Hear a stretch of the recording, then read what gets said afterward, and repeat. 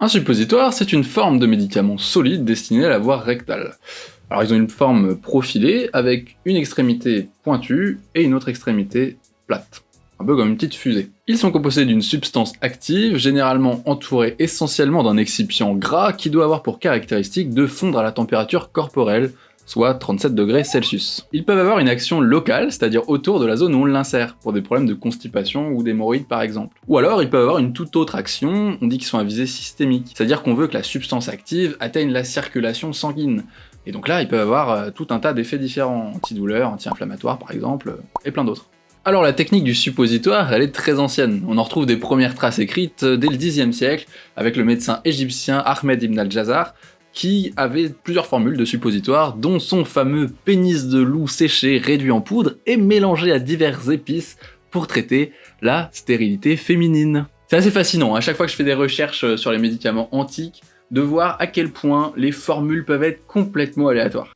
Monsieur Al-Jazar, c'est le moment phare de l'émission, vous le savez. Il va falloir que vous me donniez un animal.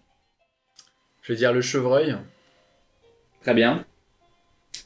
Maintenant, il va me falloir un organe. Le poumon. Et enfin, monsieur Al-Jazar, il va me falloir une maladie. Sans certitude, la gangrène au pied. Messieurs, dames, c'est maintenant officiel.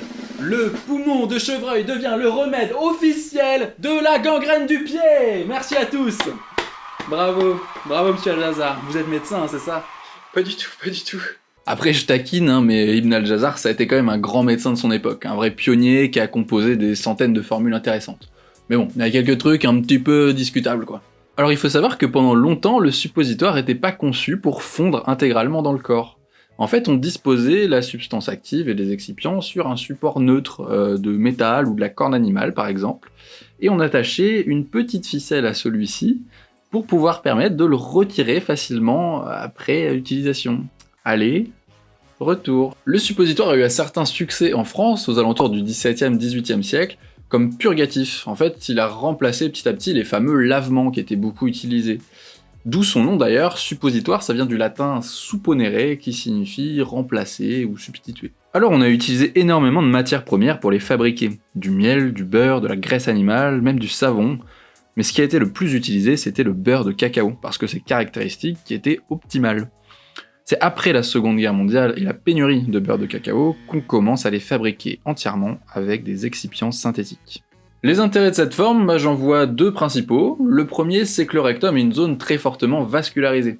Ce qui veut dire que théoriquement, on va pouvoir faire intégrer la circulation sanguine aux substances actives de manière très rapide et directe. Le deuxième, c'est tout simplement d'offrir une alternative à la voie orale quand celle-ci n'est pas possible pour diverses raisons. Je pense notamment aux enfants en bas âge pour qui le fait d'avaler est compliqué. Donc hop, petit suppo. Le fait que les substances actives des suppositoires puissent atteindre la circulation sanguine, ça veut dire qu'on peut trouver des suppos pour tout et n'importe quoi en fait. Et certains sont bien contre-intuitifs, je pense par exemple aux suppositoires pour dégager les voies respiratoires. Ou encore, mon petit chouchou, le suppositoire au bismuth contre les maux de gorge aigus. Alors il se trouve que c'est un des traitements les plus efficaces pour les maux de gorge.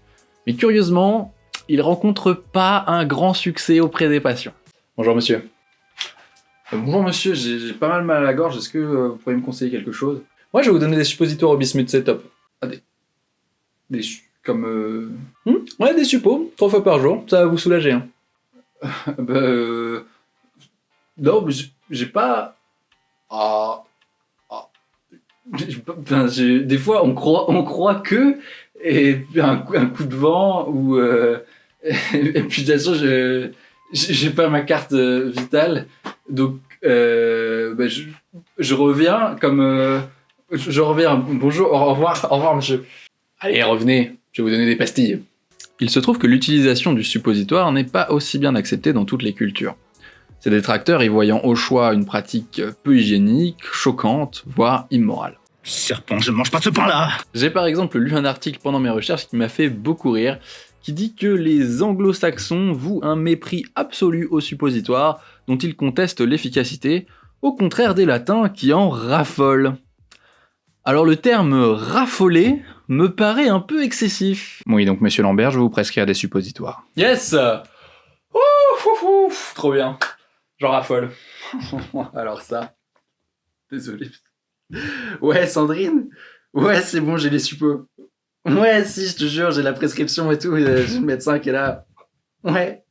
Ouais, je sais, c'est énorme. Alors, affole aussi.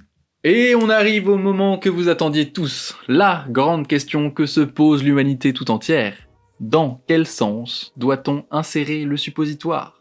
Et là je vais vous surprendre, parce qu'il n'y a non pas une, mais bien deux idées reçues sur le sujet. Il y a une idée reçue de l'idée reçue. Alors comme le suppositoire a une forme de fusée, la logique voudrait qu'on l'insère dans le sens de la fusée, c'est-à-dire le côté pointu en premier. Sauf que non. Il se trouve que quand on l'insère d'abord par le côté plat, la pression exercée par le sphincter sur l'extrémité pointue le fait remonter et donc rend l'insertion plus optimale.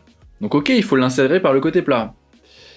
Eh bah oui, mais en fait, c'est pas si simple. Pour être tout à fait exact, le sens optimal d'insertion d'un suppositoire ne fait pas encore complètement consensus.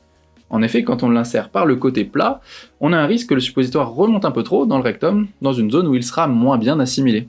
Risque qu'on n'a pas quand on l'insère par le bout pointu. Donc on a des avantages et des inconvénients avec les deux possibilités. En gros, en commençant par le côté plat, on a des meilleures chances qu'il soit bien inséré, alors qu'en commençant par le bout pointu, on a des meilleures chances de diffusion optimale de la substance active.